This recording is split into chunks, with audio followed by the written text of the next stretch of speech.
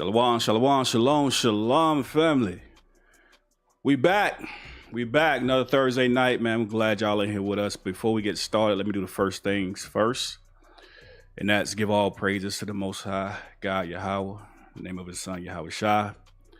Another Thursday night, another day that we got to see, all because of the mercy of the Most High. You know what I'm saying? Let's go ahead and get a Most High hand clap, man.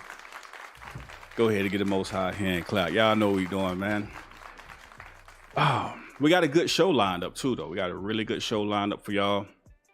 A lot of y'all was here with us last week. We got started. Before we get started on this show and we get started talking about that, I want to introduce the special guest. I got a special guest tonight. We got a special guest tonight. Y'all see who it is. It's the big op. The big op. Monologue, my God. What's up, King? What's going on? Shalom, man. Shalom and shalom. Thank y'all for having me, man. Once again, all praises to the Most High for sure. That's what's up. That's what's up, man. Hold on before we keep going. Listen, let me get over here. If we got any audio issues, any echoing, drop a 2 in the comment section if y'all hear anything like that, so that way we can get it corrected. Make sure we have a good, smooth show. You know, periodically we have these little setbacks, but y'all know how it go. We're gonna do it anyways. So Mono, man, hey, listen, before we get started, I want to talk about this event that you got coming up, because I think the event that you have coming up is very important, it's very powerful, it's relevant to the relationships inside of Israel, because I'm viewing it as a way that brothers and sisters can come together and, you know, chop it up, you know, even squash a couple beefs out there if some of them exist, you know, shoot the breeze, do something. You got a couple folk that I need to talk to. I know that, so I'm gonna have to be there. I'm just shooting 100, but this is what it's all about, though.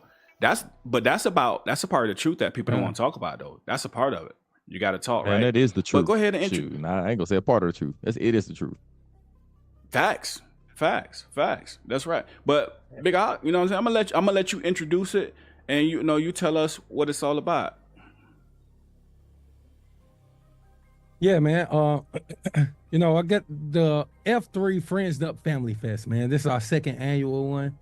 You know, just like what you say with some of the stuff that you mentioning, you know what I'm saying, where it's like, you know, I always wanted to be one of them folks. I was taught this in church. Like, we don't, the part of ministry that you got the most complaints about, that's the part that you supposed to put the most work in. That's the part you supposed to go in and put your services at.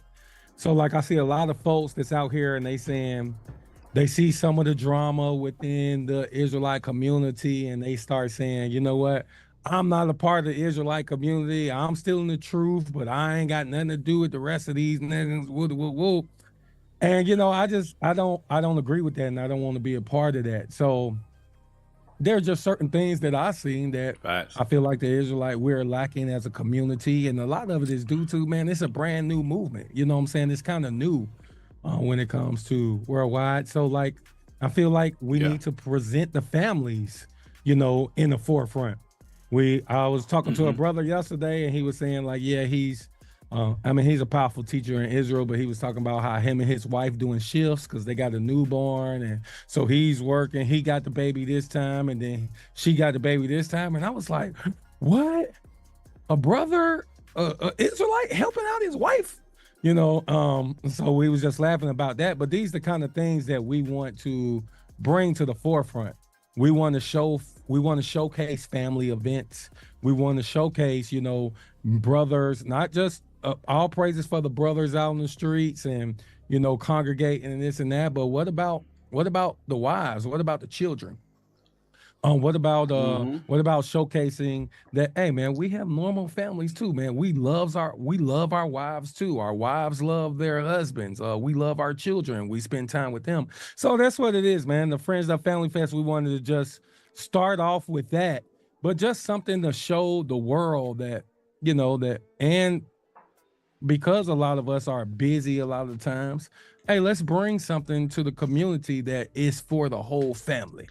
And so that's what the Friends Up Family Fest is aiming to do. We got a lot of Israelite artists. Right, We got right. bouncy houses for the children. We got food. We got entertainment. We got vendors. And like you said, a time for Israelites to put all the beef to the side, man, and just come on one accord, man, to get the most high praise. Facts. So y'all had this last year, and last year it was, the first year doing it. I talked to you, had some frustrations behind it because, it's your first time doing it. I've done events where the first time, even if it's a success, there's going to be some frustrations. You know what I mean? But the second time round, it gets even better. And the third time, the fourth time, and so on. So, man, this year is going to be bigger and better than it was last year. And this is something that, a lot of us need to get together and do. Especially looking at what we're about to discuss tonight. All right, man, y'all definitely show the brothers some support, and y'all jump in there. And how can they give us some details on it? All right, we got the flyer on the screen, but what are some details on it? How they get the tickets? When is it? Date, time? What's going on? Give us some details before we move forward. Okay, so we are July 4th weekend. We will be starting off July 4th with going out. Of course, we have a big unity camp. We have Sakari will be in Atlanta, will be leading that effort. And going out, of course, rebuking 4th of July, but just getting the word out, man, spreading to the people, you know what I'm saying, administering the gospel. That is the all-out blitz, because this is a whole football theme, so that's the all-out blitz. They also will be doing Feast of First Fruits that evening. Saturday morning, I will be hosting and having my first outside of my home, because we have people who come to our home for Bible studies and feast days, but I'll be holding my first service at a building on Saturday morning. And then Saturday night, we have the tailgate party. We have a Israelite stand-up comedian who will be coming in and, hosting the event, telling some jokes. He'll do his own stand-up. Wait, what's his name?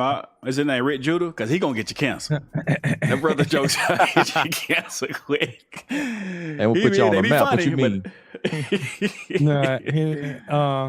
His name is Clifton Simmons. He's a true stand-up comedian.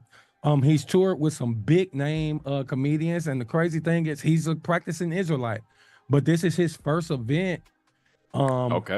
For Israelites, he does many events. Like I said, he's a practicing Israelite, fringe wearing, commandment keeping Israelite, but he tours with big time comedians, and this is the first time the Israelite community has reached out to him to come perform. So it was set for them. Let me ask you this: the tickets. How it's in Atlanta? It's July 4th weekend. The tickets. How do they get tickets for the event? Info at 3mgmusic.com. It's 3mgmusic.com. That is 3mgmusic.com. You can sign up for tickets, vendors. Sunday will be the last day that we're taking vendors and VIP tent bookings. But outside of that, you can still get your regular tickets for events on Saturday as well as the event on Sunday. That is 3mgmusic.com. And if you have any questions, you can email us at info@3mgmusic.com. I dropped that in the chat. So, man, y'all make sure y'all jump in there, support. And it's about support, but it's not only about you coming to support somebody else's event or business. It's actually about coming together, congregating them, and showing that brother and sisterly love of one another. That's what it's truly about. You know what I mean? So, man, let's dive into the topic of this discussion, right? Which is why I feel like that event is so important. As y'all see the cover of the show, y'all see why so many people leaving the truth. Israelites crazy? I mean, are they? Maybe they are. Wait, somebody said we had a typo. Is it because... okay, I thought, nah, I'm good. So, is it because these brothers and sisters crazy? Now, we got some good brothers on the panel up here tonight, right? And I dare not call myself one, but we got some 3 other good brothers. We got Monologue, we got Rick Judah, we got Darash, we got good brothers on the panel, all from different congregations. I know Mono teaches at his own home, opening up his doors, doing some good things, right? But you know what though? Y'all are the brothers that get no shine, right? You know what get shine? Suplexing niggas on the street corners. That's what's finna get shot. Hey, listen, don't send me no emails, don't send me no messages. I've been known to respond, but I'm not saying anybody's name in particular. But what I am saying, if you feel guilty, then nigga repent. Like, let's just keep it 100. Here's the point of what I'm saying. Those still our brothers, those still our brothers and sisters in Christ, that are in this truth. But we have been coming down real hard on the Christian church, right? I just did a reaction video, last week? What day was that? Was that Wednesday? That was last Friday. Yeah, it's Friday. Friday. That's Friday. Okay. I did a reaction video of your pastor, right? Yeah, of Rick Pastor. Nah. He said your pastor. Don't try to throw that on me. I ain't hear yo. I heard Rick. I heard it started with an R. But I did a reaction, right? And the reaction was to a simple question that we asking about, scripture, so we could see what's really going on.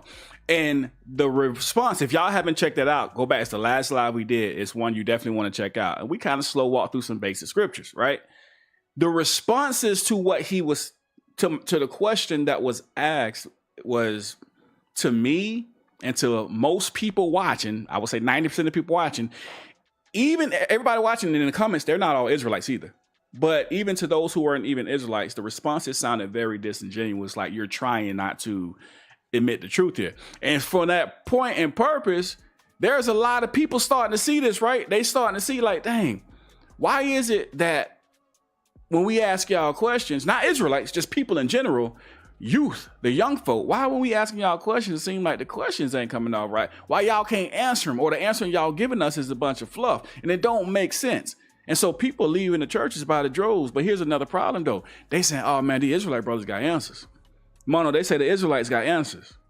So what happened is they come on into the Israelite community because the Israelite got answers. But then after a year of being in the Israelite community, after shots fired, after a year of being in the Israelite community, them niggas crazy. They gone, right? And so now you start seeing them exit the Israelite community as well. And the question is why? You got something you can jump in there? Y'all jump in there whenever you want to. Hey, I first want to say, and I'm first going to go ahead and put the onus on the people that really wasn't believing in first place. They wasn't in the truth. Nothing should make you walk away from the faith if you actually believe. That's why he talks about who shall separate us from Christ, shall persecution, tribulation, famine, sword, nakedness. None of those things supposed to separate you. If you really about Christ, nothing's gonna take you away because that's who you in love with. No homo. But here's what happens though. The people that are really there they're offending the little ones, and they're offending the little ones because they're really there for themselves. They are those people that he says, and it should not be for filthy lucre. We have false bishops out there. It's really what the bottom line is. And then you have a bunch of people that are twice the child of hell that they are, that's following along and learning to be like them, except taking it to the next level. So really, you just got a whole bunch of people that's truly on the wide road when we actually supposed to be the only ones on the narrow path. So that's what I see. So let me ask you this though: Are they really like not? Did they really not come in here with a right heart, or were they a little one and just got offended by one who wasn't a little one? I mean, like I said, there's definitely a combination of both. I think most of it is they weren't with the right heart because a lot of them leave. They weren't willing to endure, because these same people talk about they give up on Christ, but they'll get fired from a job and turn around and go back and look for another job. They'll quit a job and go look for another one. They'll keep trying to get money, but they keep trying to get this wisdom. They really don't have the heart for it, and that's not what they desire. It's not their first love. So that's what's revealed. I kind of feel I totally understand what Rick Julius is saying, and I kind of struggle with this all the time because we see in the scriptures, like I struggle with personal responsibility and being led astray by a leader. But we see so many warnings in the scripture about those who scatter the flock, those who lead the flock astray, although, yes, you have to give an account for your own salvation. You have to, study to show thyself approved. But, it's just clear in scripture, I feel that there's a huge responsibility on those that's teaching and leading those astray, man. So I wouldn't say that especially when it's a babe. It's kind of hard to say like they didn't have the right spirit if they was led astray because of wicked leaders. Because I think the warnings of wicked leaders, like it really stands out in the scripture. So I don't know. I always struggle with, how that goes when it comes to, personal responsibility versus the responsibility of the leadership. I appreciate you for being politically correct. Rick, I wholeheartedly disagree with you. All right, cool. I appreciate monologue trying to play the politics. Rick, hell no. All right. So now I get where Rick is coming from, but I've heard this conversation. I've had this conversation with a number of people before, right? It can go both ways, because you do have people that came in because they like the information, they heard it, and they said, oh, this makes sense, this is something that I can start looking into and following, but they was never really locked in. Like, I found out this is my culture and I really want to dive into it, right? There is that side. But a lot of times, if we're gonna shoot straight, it is a lot of people that are offending these little ones. Like, a lot, like I've seen it. And it's not only like, okay, let's say we got to be real right now. I've seen teachers, like not just regular teachers, people who a lot of people follow, will do an individual wrong, and then that individual will bring it to the attention of other individuals, and what happened is they sweep it under the rug, and that doesn't happen once, that doesn't happen twice, that doesn't happen thrice. That happens a number of times. And we ain't talking about baby offenses. We talk about massive offenses. Niggas done been extorted. Excuse my language. People done been extorted.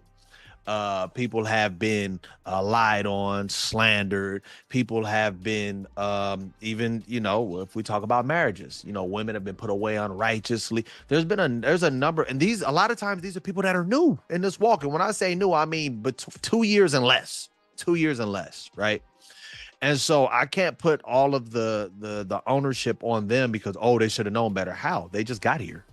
And to Monologue's point, there's a reason the Lord calls us sheep.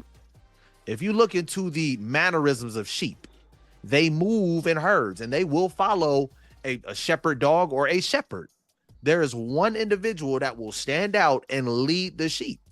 And that's, if you pay attention to Israel right now, that's why you got certain individuals that are shepherds, and you got these hundreds of people following them, or these thousands of people following them, right? We have to be real. Part of it is, work out your own salvation with fear and trembling. But then the other part is, there's a reason why Christ said, woe unto them that offend these little ones. There's a reason why he said that, because it would happen. Yeah. I agree with part of what you're saying. I'm not going to say I completely throw away. Matter of fact, I actually put a whole lot more responsibility on leaders when it comes to certain things, because they have more understanding. To those that we say you'll be beaten with many stripes if you have the understanding, according to Luke 12. We understand that even Hebrews 13, which I actually was about to pull when it talks about obey them to have rule over you, but they watch for your souls and they must give an account for you. So yeah, you're going to have to stand before God about them. My children, I got to stand before God for, Same thing with anybody else that is following me. I have to make sure I'm blameless, because if I'm not, the Lord is going to look at me a certain way. And here's how I do agree with you when it comes to these leaders. These leaders are wicked as hell. I really do. I believe that I don't want to get into numbers, but I'll say for sure over 75% of these people that's leading. That's a lot, bro. Congregations. That's a lot. It Hold on. Wait. That's a lot, bro. Hold on. Oh, I'm being generous too. You think it's like generous. that? I'm being generous. So, right. But I'm not gonna go all the way in. But what I'm saying is, okay. The vast majority of people are coming into this walk, and they are set up with these grievous wolves, these shepherds that are not really trying to lead them to salvation, but leading them to other wolves where they can get jumped and torn to pieces. So I 100%, I came from a congregation, and again, I don't even I'm not going to bring their name up, but people that know me know what I'm talking about. Yeah, I got railroaded. I've seen them railroad people in judgment. I've seen them do, like you're talking about, extorting people, sleeping with women, not marrying. I've seen all kind of foolishness going on where you are destroying souls. You're not just destroying lives in this earth. You're destroying souls. So I know exactly what you're talking about, where You're so angry and you want these people. I say me. I put myself out there. I was like, hey man, Lord, Luke 13, these niggas, man, drop the tower on that whole place and kill them up. Like, so I felt that way before. So I'm not gonna lie and pretend like I don't understand these things. But I do understand that the spirits themselves, and I can speak for myself. I was a babe, like you said, a year and less, going through that, even going through some more 2 years. So I know what happens.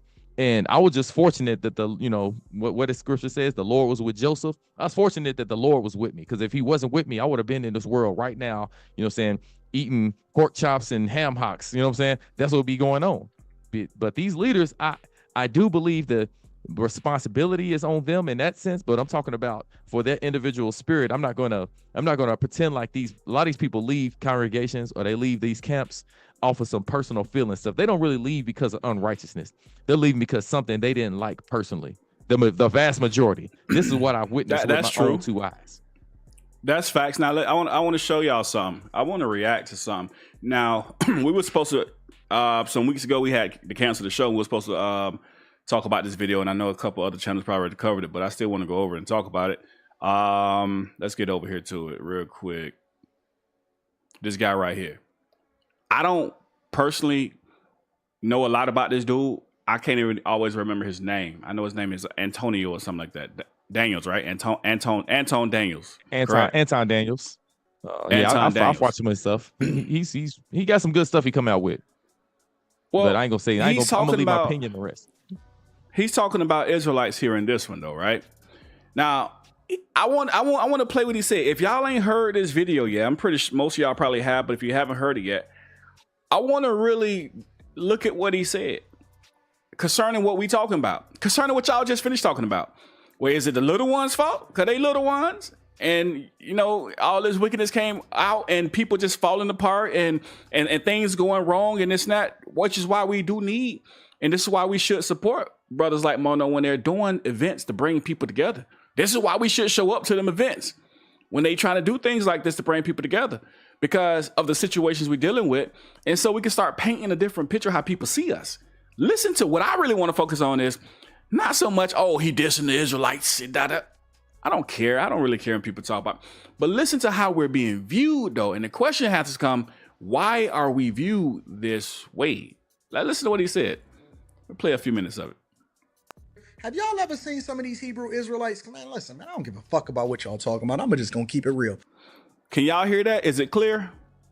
Yes, clear. It's good. Hey, drop a 1 in the chat if y'all can hear that clearly.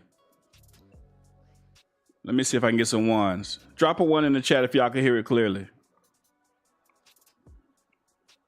All right, I see 1. I see 2 1s. All right, cool. Let's start it. All right, now listen to what he say. Have y'all ever seen some of these Hebrew Israelites? Man, listen, man, I don't give a fuck about what y'all talking about. I'm just gonna keep it real. Have y'all ever seen some of these Hebrew Israelites? When I drive down the street, right, and I jump in a Porsche, let me stop on. Now, real quick, he said when I drive down the street and I jump in the Porsche, he's saying that for a reason, right? He's gonna go into why he's saying he jumped in the Porsche. Cause you niggas crazy, you focus on the wrong thing, you're always on somebody's head, and you broke. So he's throwing his Porsche out there for a reason. Minute. And I jump and I drive down the street. And I put on some of the worst things for me. So I'm always listening to the most ratchet music sometimes. You know what I'm saying? And I'm riding down the street. And I look at these motherfuckers and they got on their fringes, right? They fringes be at the bottom of their dashikis or whatever the hell you call it, that they ordered straight from China or the white man or some cotton mill that they say that they divested from, and they get they all of their little stuff from Amazon, and they do their little iron-on shirts and shit like that. And I see some of their little girlfriends or some of their little chicks that's sitting on the side, that's in their little lawn chairs that they bought from. Now, mind you, in this speech, this dude he's being real nasty. Like he really talking about us, right? And I get that gonna offend some people, and that's gonna make somebody mad. But the question still remains, why does he have this viewpoint? Why is he talking about us like this? Walmart that ultimately continues to enrich the Walton family that they say that they so much against. And I look at them, right? And they chicks is looking real. So before we go further, we heard he just said, Oh, and they go and invest into the Walmart or whatever, who they so much against. Why you think he brought that part out? Why did that come out? What are you talking about? I mean, you already, it's the same argument that a lot of people use. You know, they be like, oh, same thing with whether it's t-shirts or clothing, because he went down the list, the stuff he got off Amazon from China and so on and so forth. His whole point is kind of like the same reason he brought up the Porsche. It's an economic thing. He like, you broke niggas is still doing all of these things. You still investing in these same people that you say y'all hate. And look at y'all, still y'all will be quick to tell us we slaves and we this, we that, and y'all are the exact same thing. That is the bulk of the reason why he's even saying what he's saying. But do you think this brother have a different? I think he's saying, do we bring up the Walmart thing so he can let us know, like, hey, y'all got to go to them. Y'all don't have shit. That's what I'm getting from it. So let me ask y'all, Mono, you want to give your take on it? Because I got a different way of looking at it. Yeah, they I mean, he kind of just like, I feel like just throwing it back in our faces. Like, y'all talk all this talk, but my nigga, but no action. You know what I'm saying? So I mean, it kind of like a mixture of what the other two just said. So how I see it is, all right, do I agree with anything this man said? God knows. So don't nobody twist my words. Oh, he out there, you know, body repping for the heathen or whatever. Whatever. Listen, but at the same time, I got to look at it. Why this dude so bitter towards Israelites? Why is the dude so bitter towards Israelites? Y'all just finished talking about the leaders in Israel that's running people away from Israel. Now, people getting ran away from Israel, people getting done all wrong, getting talked about, getting, you know what I mean, you died and all, you going to slave, all this on every, you know how it go. Now, we ain't saying it ain't true or whatever, but presentation is everything, right? Mm-hmm. Why is he saying all this? I got a brother who actually used to do my taxes, right? He actually taught us how to, you know, get in the tax game, do taxes, whatever. And I was, you know, I'm feeding and talking to him about the, you know, the Bible and everything. And he's getting more and more into it. You know, I'm like, oh yeah, man, call me, ask questions. He'll call me with 3 or 5 people on the phone. Hey, can you repeat to me what I couldn't tell them? But man, this sound like it's, you know, he's trying to get that, you know, information, right? So one time he called me, he said, you know, and this was like at the end of the conversation. We was on the phone like an hour. I feel like he was trying to find a way to bring it up, but he didn't want to offend me. He said, I was going and I was walking down the street and I saw some Israelites. And then he got quiet. I said, bro, it's okay, bro. You can go ahead and say it. They were assholes, wasn't they? He was like, yeah, but I ain't want to make you mad. Like, don't worry about making me mad. You ain't got to offend me, because it's what we do. And this it make people like this respond like this to us. And so anything that looks hypocritical to us, oh, you old fake ass niggas, you don't do nothing. You this.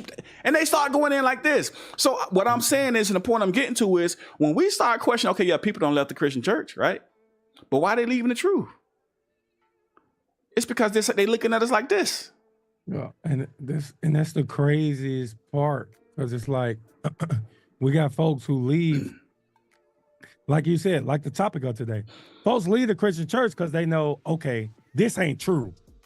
And then they come over here and they find something like, this sounds like some truth right here. But they looking for the fruit, the love that they saw at the Christian church. And we so busy trying to be just the opposite of the Christian church, we're not realizing the truth lies in we can have this kind of walk, we can have this kind of love, we can deal with people in this kind of manner with peace and long suffering and joy, and still tell the truth. You don't have to be an asshole to tell the truth. Nah. Christ is still. Christ will cut you out. Yeah, I mean, you got to be rough over here, man. Hey, listen. Ain't no punks in heaven, nah. That what they say? That what I've been hearing? Though I'm rude in speech. Though I'm rude in speech, so I can talk to you any type of way I want to talk to you. All right? Every time I tell somebody about the fruit of the spirit, or like, bro, why is we cussing people out on the street corner? first comment comes back to me. Isaiah 58:1. Now that ain't scripture. They go, boy, take that soft back to Christianity, man. Take your soft back to Christianity. I'm like, okay, bro. You got it. You got But it. that's the problem that we have. Like we come in the truth, and it's like, all right, we have to try to be different so we can look like we ain't. It's like somebody like trying not to look gay, and even though he's sweet as hell, like, dude, just be who. Like, don't be trying to act different. Act how you are. So if you come into the faith, you believe in Christ now, be who you was when you came in the truth, except stop sinning. That's really all you got to do. It's okay. You don't have to, all right, well, the Christian don't church, do that. they were singing. Don't do that. They No, were singing because gospel. They were saying some of these people got behavioral deficiencies. Do not tell them to be who they were. They need to change. Man, I ain't talking about the LD. Like I said, No. camps. That's not what I'm talking BD camps. about. That's not what I'm talking about. I'm talking. You got some people. You got some people that were a-holes in the world when they came into this walk. They did need to change that. They did need to fix that. They were offensive. I mean, that's why I said offensive and prideful. But that's not sin. Being an a-hole, it's not wise, but it ain't sin. Sin and unwise. Like if you there see we scriptures go. telling you not to, like scripture says, turn your eye from a beautiful woman. Like if you went to the strip club and looking at ass all the time, you can't be in the truth going to the strip club looking at ass. Like what the hell's wrong with you? You can't do that. Like turn your eye away from a beautiful woman. Yeah, it ain't a sin to look at something beautiful, but you need to turn your eye away because that's the wisdom in it. So when people say it's not sin because they want to continue to act unwise, then I know they just wicked as hell. Those are demons all day. So I ain't talking about them people. I'm gonna say this though, because it goes back to the point that was made earlier when we was talking about the leaders. I think if people were who they were before coming into the truth, we would have a much better Israelite community. The problem is, I've met brothers and I watched them come into the truth. I watched this meek, humble, soft-spoken, fruits of the spirit type of guy, and then they get under this leader, and within 6 months, I see a whole new person. Negro. I see cussing you out, dogging you out, everybody a gangster, everybody. I'm telling you right now, if we took camps and it was one-on-one, everybody, no, you don't got 30 people with you on the street corner. You don't got 20 people with you on the street corner. It's just you and the Bible. You will have a lot of people talking differently. You will have a lot of folks walking in a whole bunch more humility, walking in a whole bunch more. Oh, my bad. What I want to add in there too real quick, because I want to say this too, because it ain't just camps. I don't want to focus on camps for those who, because we got a lot of people that actually love to hate camps. And I know that's not what you were doing. You're just talking. Right. But I want to put that out there because when we see the shootout at concerts, it don't be camps. Right. Right? When we see the fights on the street corners, it is camps. So it's like inside of camps, outside of camps. It's Israel, period. You know what I mean? Right. But a lot of times I know camps get the bad rep. Oh, it's a camp, it's a camp, it's a camp, it's a camp. And I want to put that out there real quick because I don't think it's just camps. They're frontline. Yeah. That's what everybody's seeing. But it's a lot of wicked. Some of the most wicked people I came across wasn't even in camps. Right. You know what I mean? So I definitely agree. And I get what y'all saying as well. But with Rick, he was like, don't change. And I agree, don't change. But with Daraj, he said, some of them got to change. I think it's situational. Some of the jokers need to go ahead and work on what you're working on. And some of y'all need to go back to what you was doing. Like Mono said, bro, you was peaceful. You was talking about fruits of the spirit. Now you cussing niggas out and shooting birds on the corner. Like, I never understood. I ain't never heard. I did not know it was so many niggas coming to this walk and they was gangsters back in the world. And I'm like, you was really a gangster. Like, I know, like, I'll give you an example. I ain't gonna say nobody's name, but we even had brothers at our congregation that swore that they was from the hood, swore they was from the set. I used to be from this. I was doing this, doing that. Then we had brothers that was really from there that came 2-3 years later down the road, and it was like, man, that he was an affiliate. He wasn't really like he tried to act like he really hard and he really was from there, but he wasn't on the block like that. His cousin was really from there, and he just kind of like rode the coattail. I'll be honest, it's a lot of brothers in Israel. Y'all just rode the coattail. Y'all just used to sit in the neighborhood. Y'all wasn't really active like that. Are there some? Absolutely. But it's too many brothers that try to be so much more than what they really are. A lot of y'all wasn't drug dealers. Y'all sold weed 2 or 3 times. A lot of y'all wasn't a lot of y'all wasn't shooters. You bought yourself a gun and you walked around with it and felt like you was tough. A lot of y'all can't fight. Y'all just swear that y'all got hands. And I didn't seen that a number of times. A lot of y'all was not gangbangers. Your family was gangbangers, and you just was around. Like, we gotta be real about that. Like, I had a conversation with a brother the other day. I said, I never act like I was hard. I'm like, I went to school. I was a 3.3 GPA individual. I was a student athlete, and I grew up in LA, so I have a certain mannerism about myself because of the people that I grew up around. But I ain't gotta fake the funk like I was this, I was that, I was selling this and doing that. Like, it's too many people that's doing that. I be looking at certain brothers and I'm like, why you want to be a gangster so bad? Ain't you supposed to be riding with Christ now? Ain't you supposed to be trying to follow the fruits of the spirit? Ain't you supposed to be trying to follow the footsteps of Christ? What are we doing? And Christ ain't never did. New name for themselves. They will say, you'll see the folks who really live that, you don't want no parts of that these days. They be the most quiet. The ones with the most fruits be the ones who had the craziest life. The ones who the puff and puff, the biggest and baddest right now, them the ones, bro, that didn't never do nothing. They stole some bubble gum from the gas station before. So I was robbing. Hey, niggas. real quick, you stole $5 from a crackhead. Stop playing.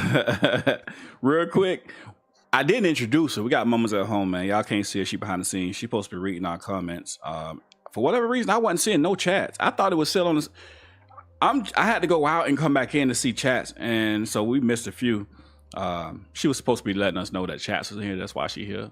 Ain't said one word, but you know that's how it go. Doc, you asking her to read? You right. Hey, no, hey, You're look, right. no, we talking about people before they came into the truth. Not everybody used to read before they came into the truth, so we gotta lay off of her. Don't give her time to repent. We love our sisters. Facts. Hey, Jared Israel, hey, shalom. Appreciate the super chat. Say shalom, bros. Joshua 1 and 8. He dropped the scripture. I'm gonna get that here in a second. I'm trying to scan through. You're more than welcome. You've now officially been introduced as the reader in the background. I think they can hear you. So if you got some chats that come through, let us know. I can't hear you. Muted. Okay. All right, cool. How you bad to be on the show then be hiding in the background? Ain't that something? Hey, so anyway, I wholeheartedly agree with y'all. Let's go back over here. Let's go back over here to the reaction, and I want to look at something else that, finish looking at what he was saying. And again, my whole thought process on this thing is, why does he feel this way? I think we're partially to blame why he's saying what he's saying. Somebody gonna pull that out of context. Somebody gonna pull it out of context of what I'm talking about. All I'm trying to say for the super brutism that exists is that if we started really acting different, treating people with a little bit more respect, you know what I mean? And I'm starting to see some brothers actually getting that concept, right? Because what happens is when you go to the Christian church and you're trying to, box with them or whatever, all they're gonna say is, see, we told you them Israelites. That's all they're gonna do.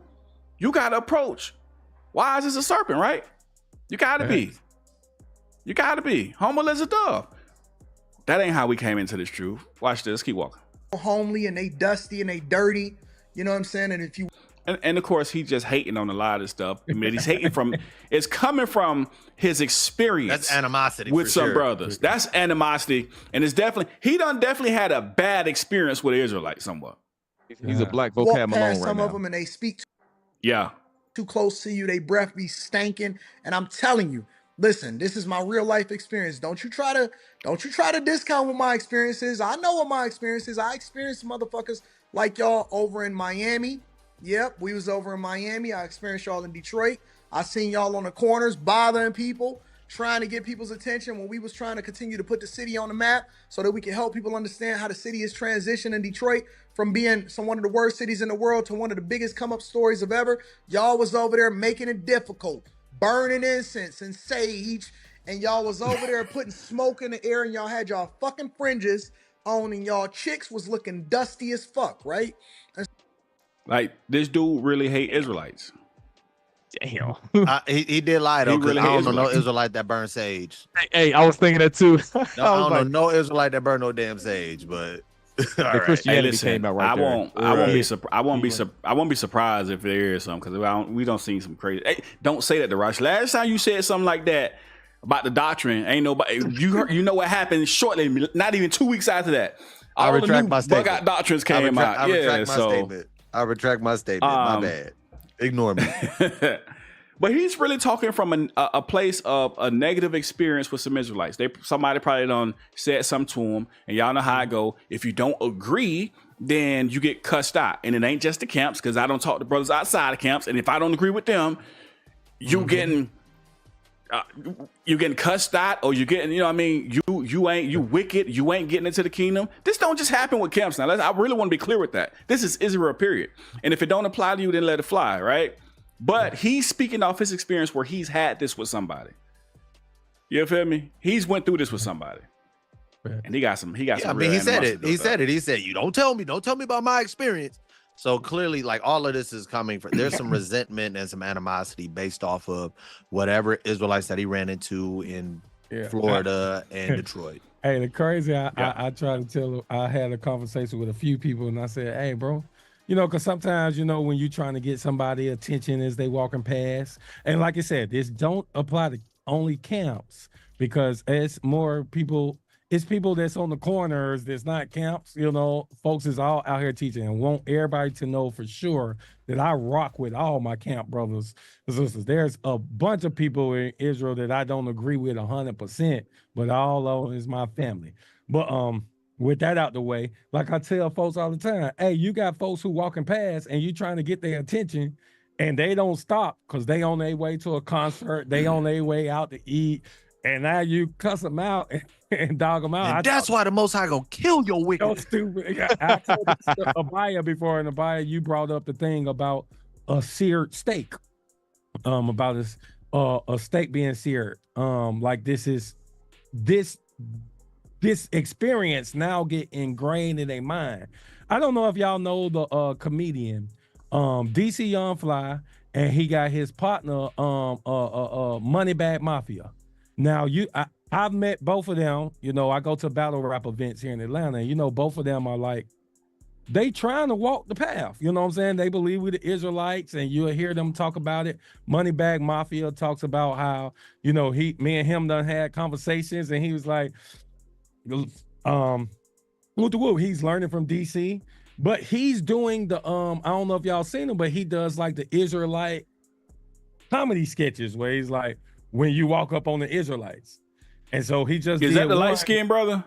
Yeah, with the tattoo on the forehead. So yeah. Okay. Zariot, and you know, he brought the white girl up, and you know, they slapped them and cussed them out with a whoop. But even though it's funny, it's also sad, because it's like, that's how they see you. This is what people really think about us. Mm-hmm.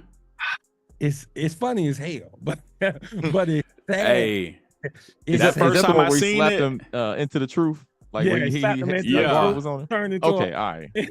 Okay, I just saw hey, that. give me that when he was doing. And he It's got funny. A few of them. He got a few of them. It's funny. But if that's how people seeing us, and Imano, you had this. When I talked to you about this, you said, man, somebody in Israel need to become famous so they can get out there in the front street and show the people that Israelites are normal, everyday people. Because now I see a comment by Bartholomew Israel say, but the pastor be yelling and hollering in the church every Sunday, and that's true. But the thing is, it's gonna be okay for the pastor. The pastor can do it. You can't do the same things. Now, if you're really the one walking in the truth, remember, those who really walking according to in the truth and for Christ's name's sake, you're the one persecuted, right? It goes to all type of craziness. It ain't gonna stick to them. Pastor can do that, but as soon as we do anything, it's going to stick to you. And so you were saying how somebody need to get out there and show how, like, we normal everyday people. We just walking and believe a certain thing.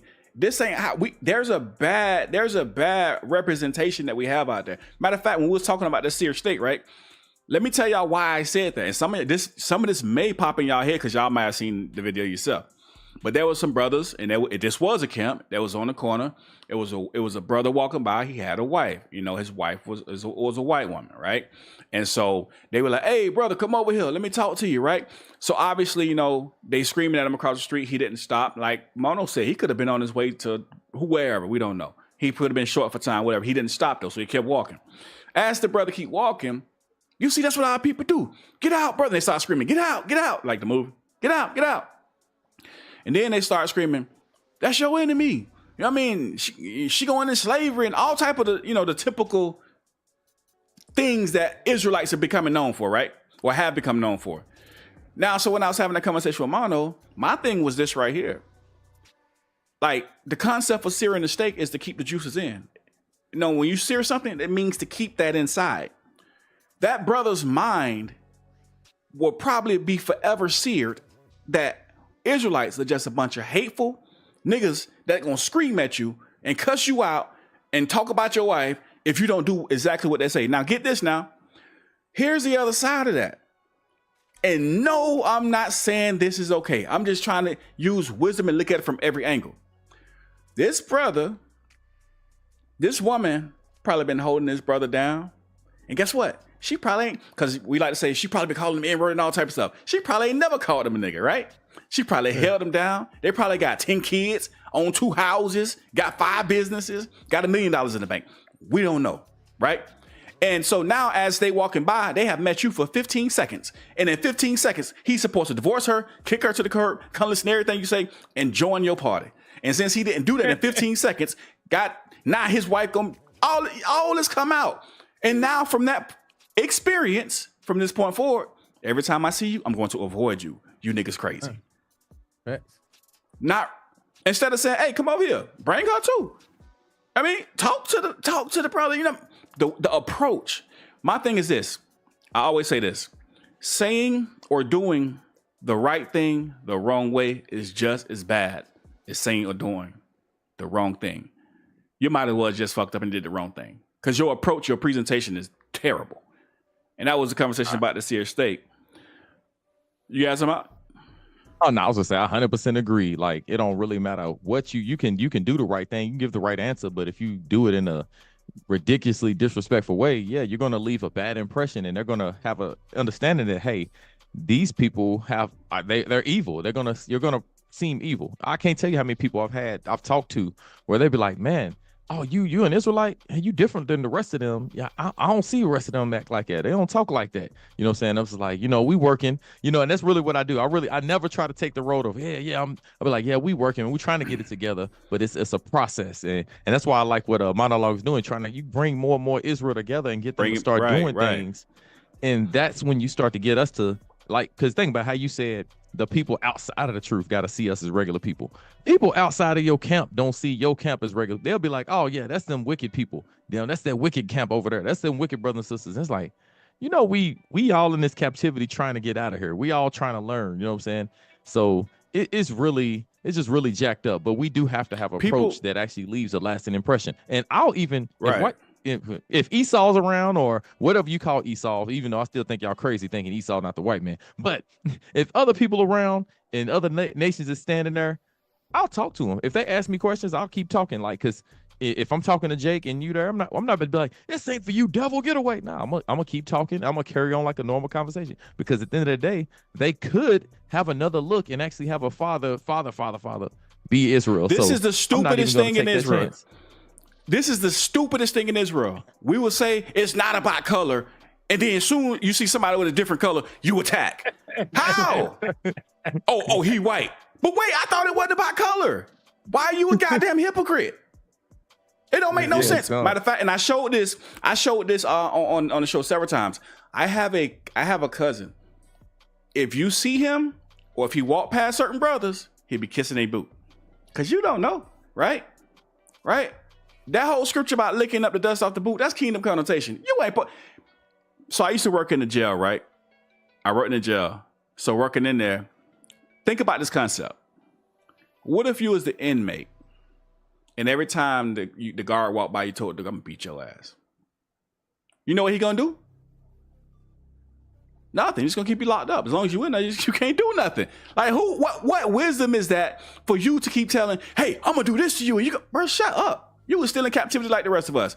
You was told to go spread the word, spread the gospel. That's it. You went out there with a whole nother mindset of attacking everybody you see who you think ain't Israel.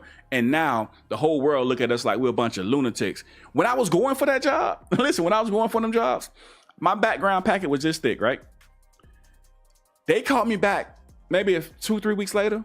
Say, hey, we looked at your profile and we saw you say you're from Israel or whatever. And had a few questions for you, right? Hey, Bado, I went back in my background packet like this thick now, right? I'm like, what's going on? And they started asking questions about touching children. Have you ever, I'm like, whoa, what is coming from? And they interview like neighborhoods and they interview family and all that type of stuff, right? What is coming from? You know what they had did? They had went to YouTube and found a GMS video. Now, the point is this, all right? The point is this, we all get painted with that image now. So now they ask me all these extra questions. I'm like, bro, are you sick? Let me lay it to you like this. Are you the part of the Klan? KKK? I was got Schmidt. Are you? No? Okay. But they're Christians, right? And those Christians, clans, these are white men who are Christians and they believe in waging war in the name of Jesus Christ against black people. Are you a part of that?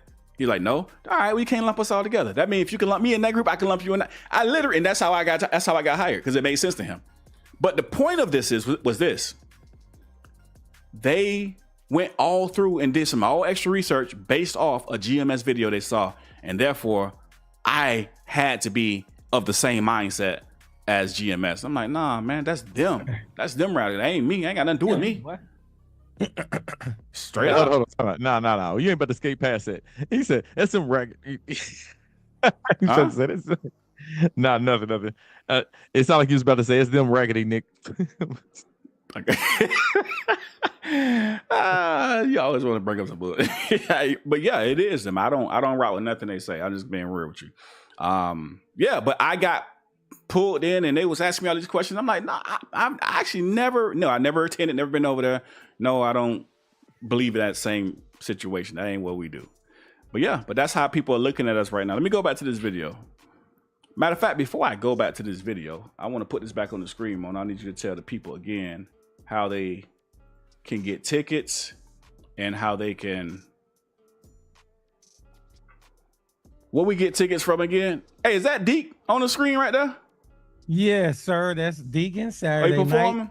All right. Yeah, Saturday night he's performing. And that's the comedian, right? Yeah, man. So tickets, 3mgmusic.com. 3mgmusic.com. You can get your tickets for Saturday night as well as Sunday.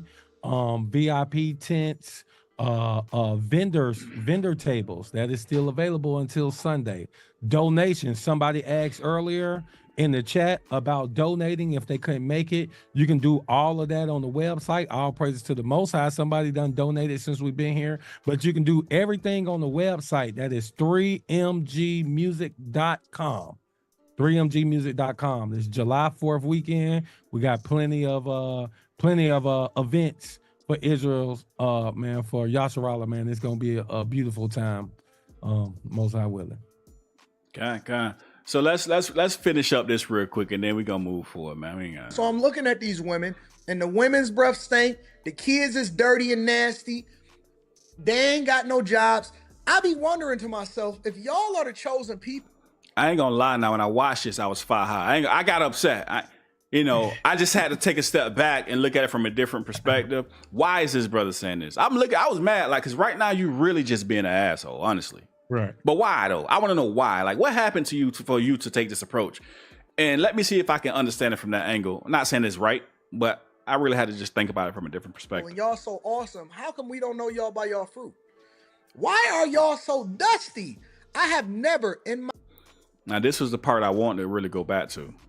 Why are y'all so dusty? That part. Why they ain't got no jobs. Yeah. I be wondering to myself, if y'all are the chosen people and y'all so awesome, how come we don't know y'all by y'all fruit? That's the main point. That's the main point. That's the main point. You got somebody looking at you And they're saying, well, why won't I know you by your fruit? Yeah, we leave in the Christian church because we find out the Christian church ain't got the answers. They've been making stuff up. You know what I mean? I'm not saying everybody in there wicked, but what I'm saying is we know the Israelites, y'all got the truth over here. Y'all been really breaking the scriptures down in the true form. I'm coming to rock with y'all. I'm coming to learn from y'all. But man, y'all fruits, man. You niggas crazy. And we Y'all act like the scriptures don't say that this is how people should know us. Mm-hmm. We act like we shouldn't be. Like I say, you don't have to sugarcoat the truth. You don't have to lie to make people feel good to still exhibit the truth. You can tell the truth of the scriptures with love. You can tell that we should be the nicest. You know what I'm saying? When they say, I ain't them. Hey, bro, why you cussing at me? Hey, we ain't them friendly brews, huh? We ain't them friendly brews, huh? No, why aren't we those friendly brews? Why aren't Tabernacle of David said, how you see somebody birthday? I don't know, but he saw it. Oh, man. We woke now. Hey, Shalom. Keep up the good work. Definitely appreciate the super chat. Definitely. We trying to. Definitely appreciate the support. Lawson say, who is y'all? I guess he's referring to when he said, how we gonna know y'all by y'all fruit? Unfortunately, y'all is us. And us is y'all, because when they do this, we get tagged with it, you know, because they looking at the forefront. So he thinks our fruit should be about money. He's all about the cash flow. You know, he's really not talking about money right here, though. Right. That's the problem. He's talking about his personal experience. Now, he used money to rub it in your face to say, listen, y'all supposed to be chosen people, but y'all ain't got nothing. You broke. Of course, he's an asshole. I don't agree with nothing this dude's saying. But again, I'm trying to see, why is he saying this, though? Why is he saying what he's saying? Again, if y'all missed that reaction I did Friday with Holloway and the poor breakdown he gave us, it was a lot of people watching that, right? Why? Because there was a lot of people saying, oh, good breakdown. That sounds more accurate.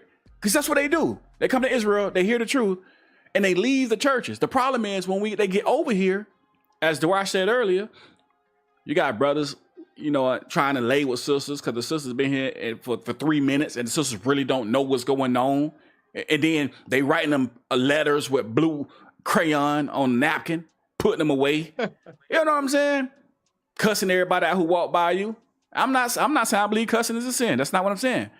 But I do believe you got to season your speech with salt. Like, you got to have some wisdom somewhere. I'm just saying. Maybe that's how True Nation do it. Paul even said, hey, when he around certain folks, hey, I don't eat this meat because they think this is wrong. You know what I'm saying? It's wisdom. You know what I'm saying? But like also with the cussing, like you said, we know this not a sin. But if Christians, like I said, a lot of them are not anti our message. They're not anti the biblical breakdowns, but they're anti. If you leading off with, hey man, your religion, F white Jesus, they ain't trying to hear nothing else you got to say.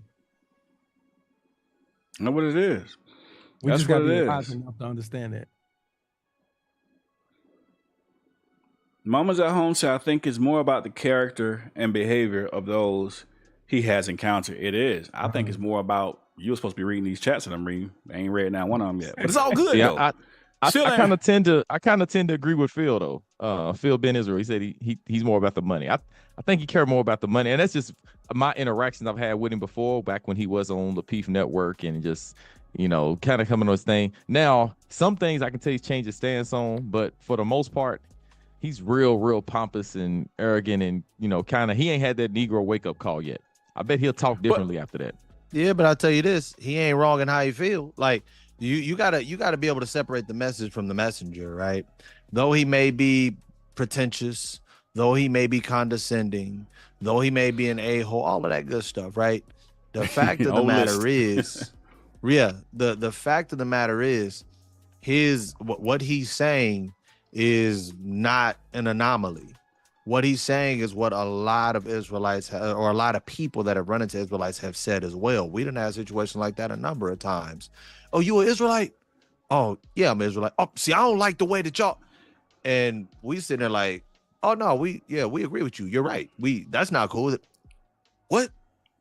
And then they sit there and have a conversation with us for 20, 30 minutes. I'm like, y'all cool as hell, bro, man. I thought y'all gonna be sitting there trying to argue and get disrespectful, because that's, the Israelites that I ran into is that is the consensus. So even though he's putting 10 on 2s, even though he's taking this opportunity to take as many shots as humanly possible at Israelites, he's not wrong. I agree with that. Yeah, clearly this is a thing in Israel, and we gotta stop acting like we're oblivious to it. Not saying you are, Rick, but like as a whole, because I done seen Israelite teachers and play that. I don't know what these niggas talking about, man. Israelites ain't never been. Stop it. We watching skits of people doing comedy skits of us, and we laughing, cracking up, and not even looking and saying like, God dang, this is the representation of us. Right. How do we change that? Even that movie with Barack Obama, y'all, there was one little piece in there when it was talking about cave, bitch. Shut your mouth, exactly. That is the portrayal of Israelites. Wait, y'all talk about leave the world behind? I don't know what the nah. This is called Barry. I never did see the movie, but it was like Barry. Clip of it. There's one snippet of it. Barack Obama, when he's younger, he walks past a group of Israelites, and the Israelites are out there street teaching and going in, and he goes, "Hey, King James." Oh, he said, "Why are you reading that Bible? King James, a white man, whatever." And then they had like a picture of King James on a poster or whatever. He said, "Does this look like a white man? This look like Billy D. Williams." Williams, right? Yeah. And then it was an Edomite that came up and basically said she wasn't agreeing with them. And the Israelites that were up there teaching on the street corner said, "Shut your mouth, cave, bitch." That was this is in the movie. This is in the movie. So this is clearly the portrayal. This is clearly how they look at us. And it's easy for everybody to dismiss what we gotta say because this is the betrayal. It's easy to, it's like somebody telling you how to run a business, like, and this jump might sound good to you when they saying it, but then you look at them and they homeless and they got this or that. It was like, hold on, you trying to tell me how to run the business? No, you ain't got no info. So like, it's the same way with people saying like, hold on, this sound like the truth. But when everything else you do is anti what we think the Bible is, then it's like, no, you can't be telling me about the Bible. We got the deepest breakdowns. We got the meat. And this is one of the things I'm going to be teaching on soon. Like, our people, okay, they got the meat. They can give you the breakdown. But we don't, not only don't we don't understand the milk, like we still on the colostrum. Like that stuff that comes out. Out the breast milk. Yeah, I gotta agree. Ramaya said, Abaya, you got to catch up on the movies, bro. And Mama's at home said he watched one movie a year. Don't be lying on me. I watch 2 movies a year. I don't watch TV like that. I watch 2 a year. I never seen this movie though. I'm gonna go. What is it called again? It's called Barry. Barry. Mm-hmm. Okay. And Ahava said she was having audio issues. Her Boost Mobile acting up, I guess. Yeah. Hey, but like, don't talk about the thing it, about that I got movie, this though, phone. all jokes aside, like art imitates life, and that's real life stuff that really takes place. Like if you really look at videos, we all have seen videos that look like that. I mean, I know I've seen a video too where Esau, like not just Edomite dudes, but women done got like thrown down on the ground. Like, dang, these dudes is monkey. Like, so yeah, we got to get our behavior together, like for real. That's why I said like there's a certain especially one camp for sure is the behavior disability camp. Then you got your learning disability camps spread throughout all Israel who barely can read like 3-letter words. So we do have these things going on in our nation, and we got to kind of step up. That's just really the fact of the matter. Yeah. That representation is very poor. And what it is, it's a bunch of folk who woke up and realized you've been lied to. Everything that you were told, the foundation ain't nowhere near solid. Matter of fact, the foundation don't even exist. I'm hot. I'm mad. I'm pissed off. I'm going angry. I'm angry right now. And I think what happened is we started just lashing out Although we are seeing the truth, we're lashing with that truth. And I think brothers are slowly starting to see that this might be more problematic than good. Like, you know what I mean? This may be counterproductive. We may have been drawing brothers and sisters into the truth, but we probably could have drew a whole lot more if the approach was different. All right. I got family members who literally thought I had turned away from Christ and I don't believe in Christ no more when I became an Israelite. That's crazy. I'm like, what? No, everything we saying is based on I had to. My cousin told me, I was telling him about Easter, and he jumped on my loud talking about Easter. He's like, oh, I forgot you don't believe in Christ. So I had to tell him, say, cuz, let me show you something. Everything I'm gonna tell you, I'm gonna say right here in the words of Christ. I ain't gonna go to the Old Testament, right? And after that, you gotta show them like, no, this is what we believe in. But the problem is, again, why do people believe we don't believe in Christ? You don't hear about the love of Christ. It's all about the austere. He's austere. He's coming back to kill the nation and judge the nations. He putting chains on people. Okay, am I saying that's not true? No, all of it's true. But what I'm saying is, Proverbs definitely say a false balance is an abomination. Where's the other side of it? This is a false balance. The doctrine that you're teaching, although I'm not saying it's not true, but it's still a false balance because you're not telling the other side of it. Right? Let me ask y'all brothers a question. Let me ask y'all a question. Now, I asked a brother this, and they gave me a whole breakdown of why I misunderstood this. Christ let John lay his head in his bosom. I don't think he said no homo or no diddy or nothing like that, right? He let him lay his head in the bosom, right? How many brothers in Israel do that? Like, if your brother really going through it, man, that's to me, if I gotta sit there and no homo, no diddy, bro, you might want to check yourself. Because if my brother got tears and he rolling and I got to put my arms around my brother, what's wrong with that? I ain't worried about, man, fuck Diddy. I'm not worried about a Diddy. I don't give a damn about a damn Diddy right now. Brother going through something and you can't, nah, man, no Diddy. But that's what Christ did though.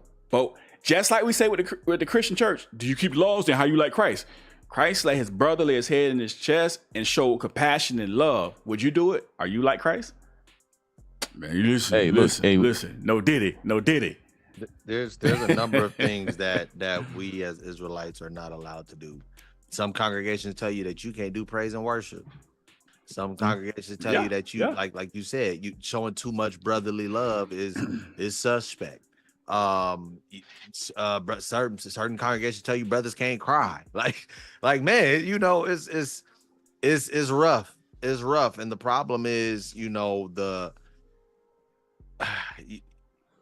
you have to. A lot of people don't read the scriptures all the way through. Going back to what Monologue was saying, brothers are still on the milk. Brothers are still on the colostrum. I done seen brothers walk into this truth. I think Abaya said this before. You watch 1,000 hours of YouTube, and now you an elder. You're an elder. Now you an apostle. Now you feel me? You teaching. I done seen brothers do a full-fledged breakdown of Daniel 7, but couldn't tell me the 10 Commandments in order. I done seen brothers do a breakdown, all of Revelation. Who's the dragon? What's the 7 heads, the 10 horns, all of that stuff. But they can't show me in the law why we don't eat certain foods. Like that's a problem, because what's the 4th commandment? I don't know. But here's the problem with that is the stuff that is pertinent and mandatory to your salvation, you don't know, but you know all of this fun stuff. Everyone likes the knowledge because you sound smart. Everybody wanna come once. What is it called? Flock to me because I seem like I know everything.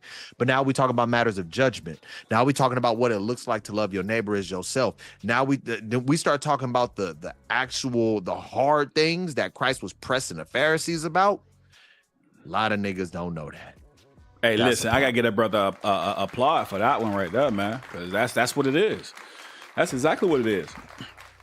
Hey, Lawson said the fact that they say that makes me question them when they gotta say no homo. Bro, I gotta say, bro, you ain't say no homo. Like, bro, forget all that, man. Your brother needs you. You worry about the wrong thing right now. Yeah, you forgot about pause. Oh, pause. Hey, Darash, were you in the clubhouse? Man, I don't think. Well, I know one there. Rick, you may have been there, but Darash, I think you might have been there. I know Mama's at home. She was there. when I was in the club, there was a brother named Ottawar, whatever his name is. I can't remember his name. Aquar, whatever. But we were talking about worshiping the Father, right? Worshiping the Most High God, right? Brother, Mono, listen to what I'm saying to you. I'm not finna make this up. I'm not finna exaggerate it. He literally told me he was too tough, too hard. They don't worship. I said, what? He said, Bayo, where you from? Where you from, man? Maybe you grew up differently.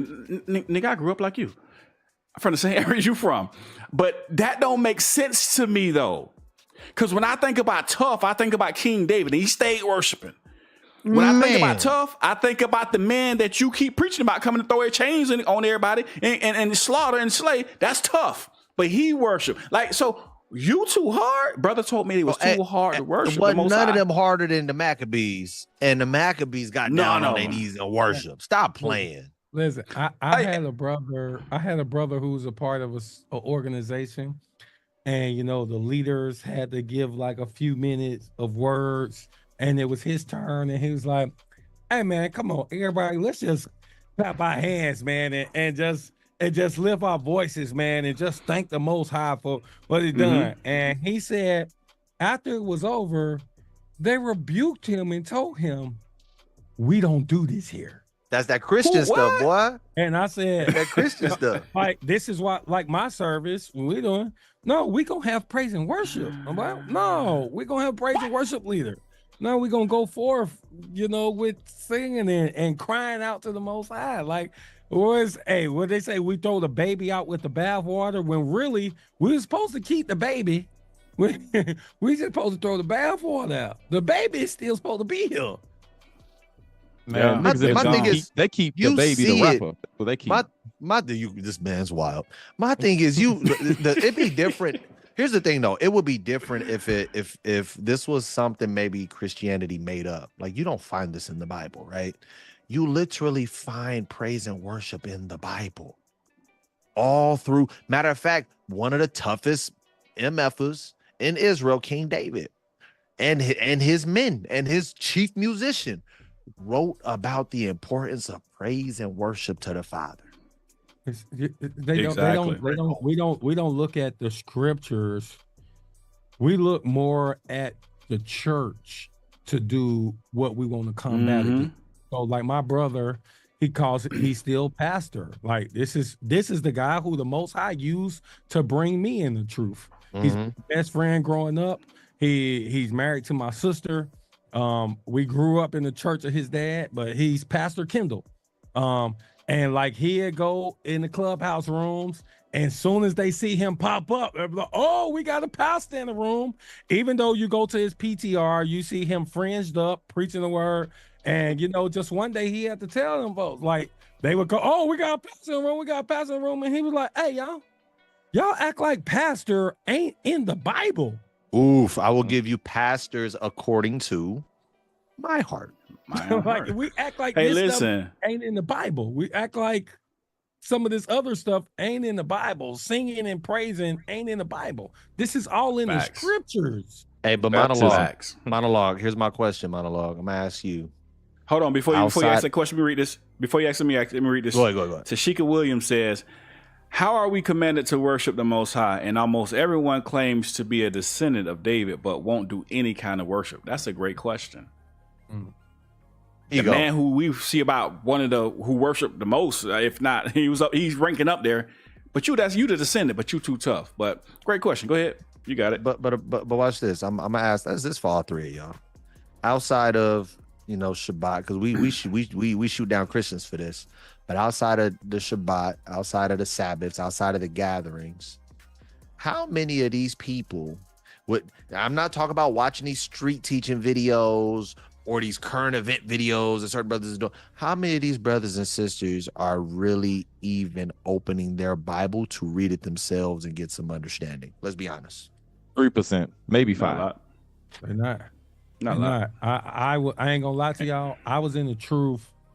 I came in the truth. Y'all gotta realize I was an assistant pastor before coming into the truth. I came in the truth and I was watching videos because, like, once you come into this thing, you in there. I was going to camp 2 times a week questions. I'm still in the Christian church. I preached my last Sunday morning service with fringes on first Sunday of July 2019. I wish I was at that sermon. Go ahead. But within a month of being in the truth, I'm watching all these videos on YouTube, like having these classes and stuff, and the people asking these questions, the teachers asking these questions. And when we're talking about Israelite congregations, and nobody knows the answers, I'm answering all this stuff like off the top of my head. Like, nah, bro, like I learned this stuff. I've been learned this stuff. We learned this in church. You know what I'm saying? Like, I've been reading my Bible. Now, of course, I got a better understanding. But like I said, our people, we got to teach more than the white man is the goddamn devil. You know what I'm saying? Like, and it's our people kind of stop there. I'm not saying all of our people, but I'm saying the representation. A bulk of them. Bulk of them. Hey, you ain't got to make the disclaimer not saying all. Fuck that. We know shit. We know that in general. Rick, it's still a family friendly show. We gotta. My bad. To hell with that. I know myself. I got to remind myself as well, and the rest of us. I know, but we got to keep it family friendly. Yeah, man. But I mean, I just think and this is why I told everybody it's a need for some of us to get famous. But I mean, that just is what it is, and not fame for our glory. You know, like the Pharisees was kind of like the most famous until Christ came around, and then Christ became more famous. And with his more famousness, he been able to shoot down some of these false teachings. He was able to shoot down some of these doctrines of men, these traditions of men, because of his fame growing. And I'm saying it the same way, not for our glory at all, but it's some of our people, like a lot of our folks is just recycling. I said this about the Christian church. A lot of our preachers, they wasn't trying to lead us astray, but they just taught the same thing that was taught to them.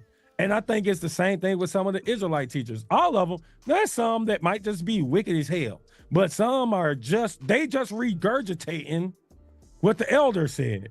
And so they're not trying to lead people astray, but I think once they start seeing a greater example, you know, I think a lot of people will fall in line. You basically saying niggas don't read. That's what I heard. How many reactions y'all think this video gonna have? Hey, I see it right now. Negative inside the nation. 4 Christians. Oh, negative. 4 Christians. I can see it right now. Oh man. Yeah, definitely all negative. I mean, I wouldn't care either way, but I'm just asking. It is what it is, man. Some of these brothers some of these brothers is mad wild and mad wicked, bro. I'll just say that. So we got to say what we're saying. It's facts. You know what I mean? Sometimes even if it's stepping on our own foot, you know, yeah, a lot of people are migrating or doing a major exodus from the Christian church, and they are coming into the truth. But guess what? 2 things. When they get to the truth, they exodus out of here as well because of, y'all got information, but you're crazy. Or the people that came in, it could have been a lot more if we start displaying Christ more. I hate the way that Israel has taken Christ and made Christ fit their personality and characters that they want to continue to hold on from the past life. And when I mean the past life, your sinful and wicked life. Oh, I still can be OG. I still could be OG and worship Christ. Because how do I do that? I make Christ austere. I make Christ gangster. I make Christ slapping the disciples around when they don't get stuff. Yeah, he beat people out the temple. So I can, you know what I mean? So now that I've changed the characteristics of Christ to fit what I really want to live and how I want to live, so that means now I can do what the Bible say, and I can come into the truth and still be a gangster. Like, bro, come on. But you know what? You get a lot of feedback, you know, talking to a lot of people about that. Like, they're gonna look at you like, oh, you're just a Christian. Again, you don't know what you're talking about, yada yada yada. But we see it's counterproductive. What is it doing for the people right now? It ain't bringing nobody in. It is what it is. Well, what you just now highlighted is our people. Well, let me trendy. rephrase that. Let me rephrase that. Oh, my Not bad. that it ain't bringing nobody in, but in context of what I'm talking about, we could be bringing a lot more people in if we show Christ even more. But go ahead. And Rick. this argument, I want to put this argument to rest because I hear people say this all the time. I hear this all the time. They was like,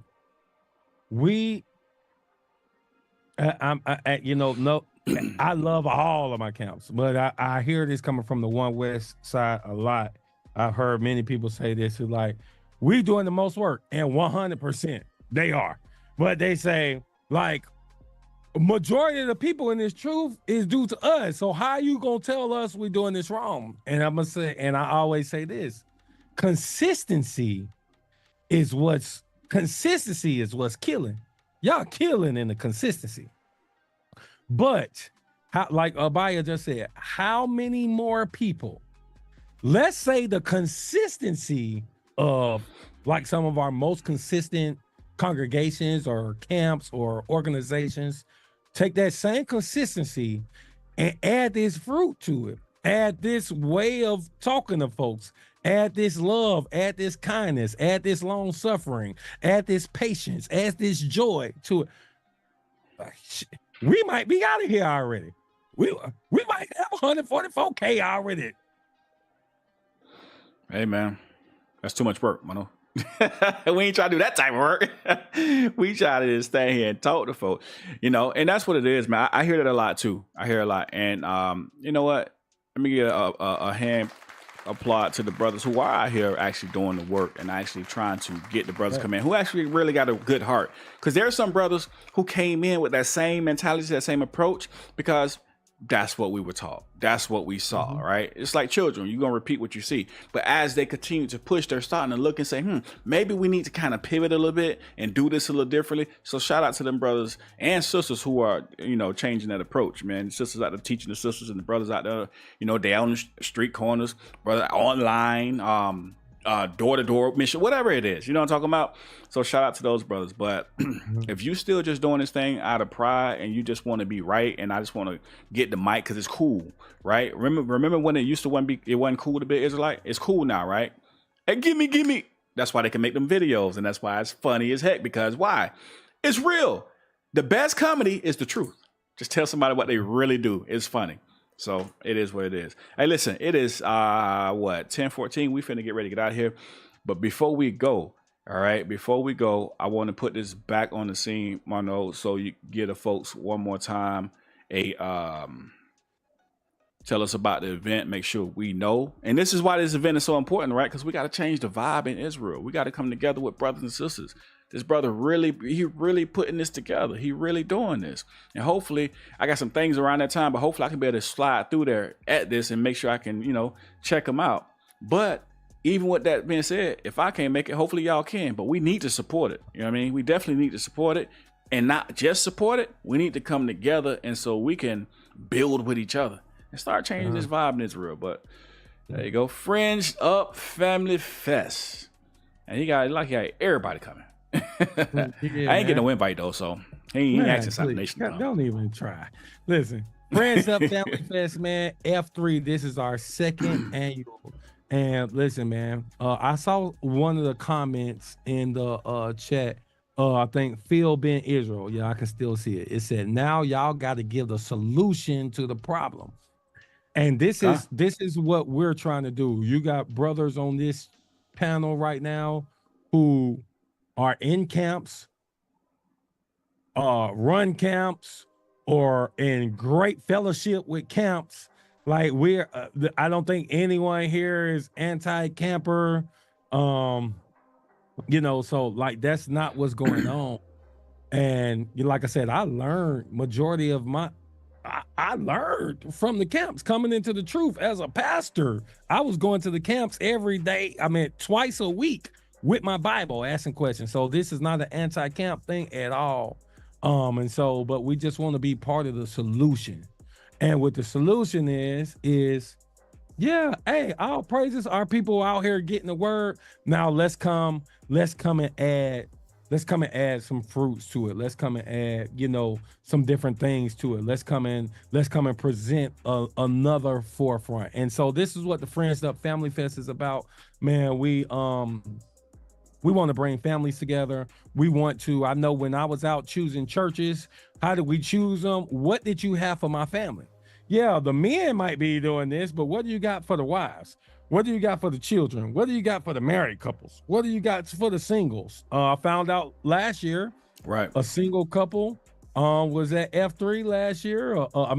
I said a single couple, but a single brother and a single sister was at F3 last year. They met each other at F3 and now they're happily married and they should be at this year's F3. So that's like all praises to the Most High. But this is what we want to do, man. We want to, a lot of our kids are, all praise to the Most High, like my two youngest, they're homeschooled, but there's people who have kids, and how often do they get to meet other kids that's in fringes, that believes the same thing they believe, that eats the same thing that they eat, and so Right. like we want to build that community because that's how the community is going to grow. It's always based on the family. It's always based on the family. So if you can, man, Friends Up Family Fest, this is our annual summer event, but we will start having events quarterly, but you can find all the information at 3mgmusic.com. You can donate, you can buy tickets, you can be a part, you can volunteer. That is 3mgmusic.com, man. And I just want to let everybody on the panel know, man, I love y'all and I rock with y'all. I appreciate y'all for having me again. That's what's up. That's what's up, man. Brotherly So- love. That's how we got to do it. All right. Hey, Phil. What was that? Phil Ben Israel. I actually Ben think Israel. that's a beautiful comment, because a lot of times and way too often we do see brothers come and tear down and show the problem, but we never see the rebuilding process. Like you saying everything wrong that we doing. Well, then how do we fix it? What's your answer and solution? And that was a beautiful comment. Like for real. We got to always remember, if we're gonna have constructive criticism, then how we fix it. And like the brother said, he working on it. And listen, the fixing process may not be perfect, so don't ridicule every little thing when it ain't going right or whatever case may. It might not be perfect, but we trying. You know what I'm saying? So we're gonna try and make it happen. You know what I mean? Like my approach. One of the things I'm trying to do is make sure I change my approach. When I came into this truth some years back, man, I used to go hard on the Christian church. But I used to be, man, hey, boy, listen. You ever seen them posts from here to Texas? Why I be in that thing? Hey, why I be in that thing like that right there? Going in. But, I had to learn that approach is not the best approach. It's really counterproductive. So I'm trying to change it myself and try not to be a hypocrite, because I see it's counterproductive. So I think that was a great comment. We definitely got to build back up, what we're constructively tearing down. If I can say this real quick about, like, also, because what you just said, I think this is another thing that sometimes pride gets in the way, because it's like, if you see you was doing something, bro, it's okay to turn away. It's okay to keep reading and realize, oh no, we gotta, okay, now we need to change. We need to pivot. I was a big time gospel artist. I hate the way I came into, let me say that differently. I wish I would have presented differently when I came into the truth, because I had many of people in the Christian community who was leaning on my words, who was learning from me, who was following me. I came in and I just adapted everything that I heard. I planted that flag. I put them fringes on. No, you should plant your flag. You should put your fringes on, go straight to keeping these laws, statutes, and commandments. But I went to that dogmatic side. And so now a lot of the people who I could have led with me turned into enemies. And you know what I'm saying? So, but it's okay when we keep reading to say, you know what? Hey man, maybe this ain't right here. Okay, I all praises for the stuff that I'm learning from these people, but yeah, maybe right here we need to tweak this a little bit because of what the scriptures say. Tighten it up. Please be definitely. okay with, I know I was doing this, but yeah, I'm gonna change. I really appreciate those who teach certain things, but as they keep reading, they say, hey y'all, we changed our stance on this. because this is what the Bible says. So, like, please always be willing to change your stance on things or change your approach. Yeah. as you continue Don't be to- scared to admit that you're wrong. And when I'm teaching the class, teaching the congregation, that's what I tell them. Never be scared to admit that you're wrong. Hey, you know what I mean? So that's something we that's always gotta be truly- able to do. That's easier said than done, though, because pride is a hell of a drug in Israel, man. Yeah. It takes practice, though. It takes practice. Once you keep doing it, it becomes easier. Just, you know what I mean? Just, but you got to all right, start. Maybe but I had that one wrong. You got to start trying first. But a lot of people ain't, That's true. ain't doing that. One thing I Yeah. realized, That's I true. done shown brothers things, and I'm like, there's nothing here that you can fight against. I'm gonna get back to you. We never talk about that conversation again, and they continue on with what it is that they believe. And my thing is, bro, it's not like. I believe people have a fear of being wrong, because if they're wrong in this one matter, then they feel like I lose all credibility, right? They feel like I lose all credibility. No one's going to, watch me anymore, whatever the case is. But my thing is, I've said this over and over. It is not about who's right. It's about what's right. A lot of y'all be willing to fight for something that you believe is right, even when it's right there in your face. I'm like, bro, like, it's not that deep. And some things do be a salvation issue too. And I'm like, bro, your salvation is not worth holding on to this. We like, come on. Come on, bro. Fight for a lie. Facts. That's because they act like Facts. girls. I mean, that's just really the fact of the matter. You got dudes act like girls, and then you wonder why we can't progress, because there's nobody leading us anywhere different. Like, when you can't just look at things and be like, well, you know what? Let me admit this. You know what I'm saying? You can't repent if you don't admit. If you never admit that you have an issue, then you'll never fix that issue, and you're going to be the same person that you was. So it's all about just actually looking at yourself and be like, oh, you know what? Okay, I had this wrong. Like Monologue was saying, he came in a certain way. I mean, and honestly, it's one of those things that everybody has to have some form of grace of. Well, if we knew in the truth, guess what we're going to do? We're going to have a level of being lost, a level of being lacking understanding. And we can't really fully blame ourselves for that, because that was the Lord's will for us to care, because we gonna come in mad.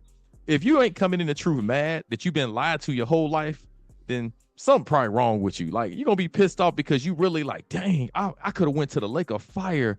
All these people misled me. So yeah, you're gonna be mad. Right. But then you gotta realize, okay, all right, scriptures say this. Let me go ahead and tone it down a little bit, and let me go ahead and really focus on what's important, which is salvation. Not being right, but salvation. Not battle rapping people with scriptures, salvation. So it is what it is. Right.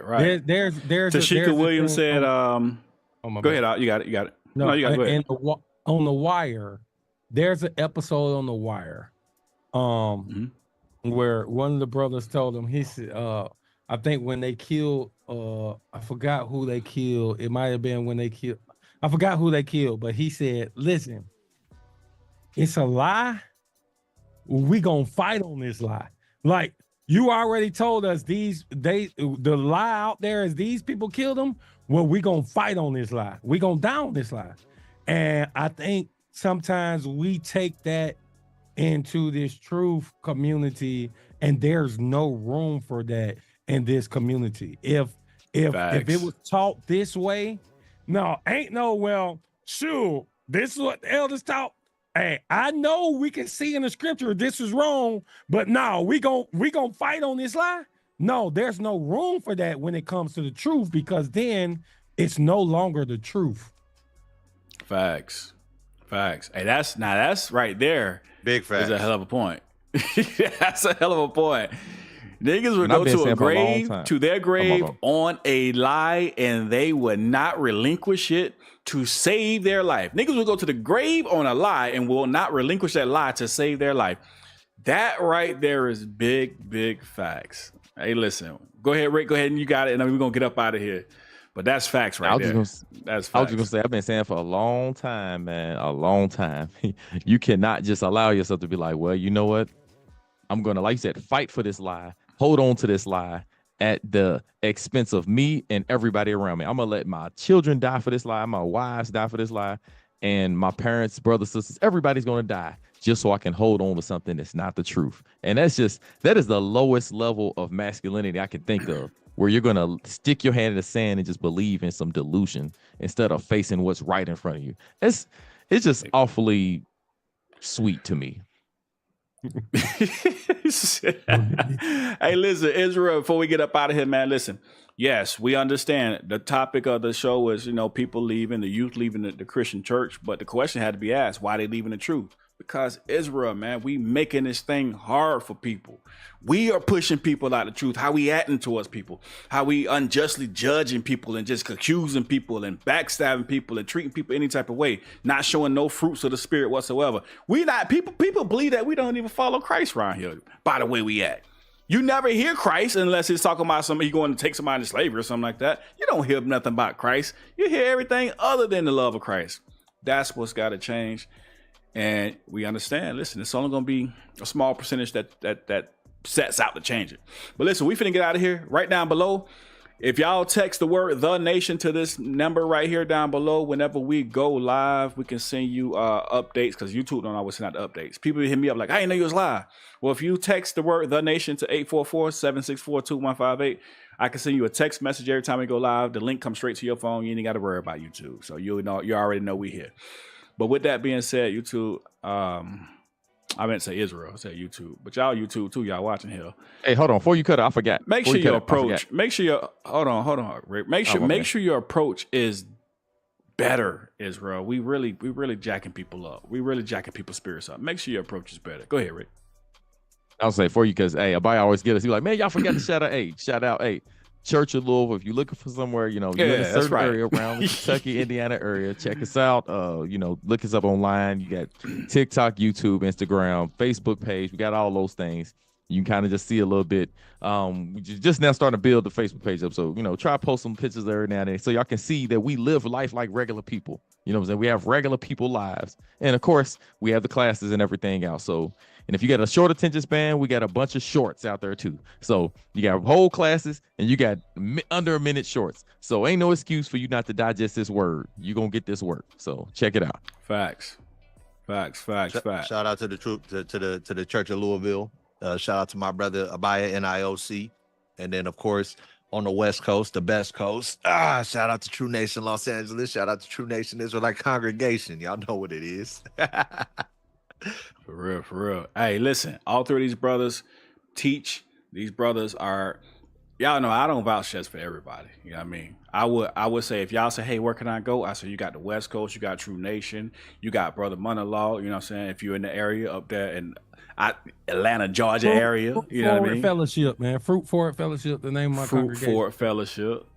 All praises. And then you got Church of Louisville.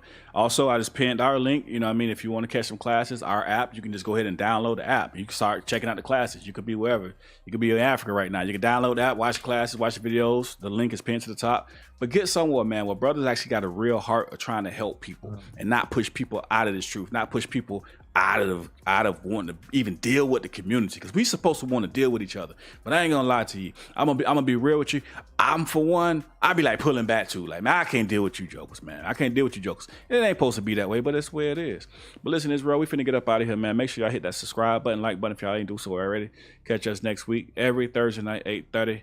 We will be right here. Shout out to the guests. Monologue, who joined us today, give him applause. All right, Monologue, who joined us tonight, and our co-host Rick Judah and Daraj. And with that, man, we'll catch y'all next time. Shalom.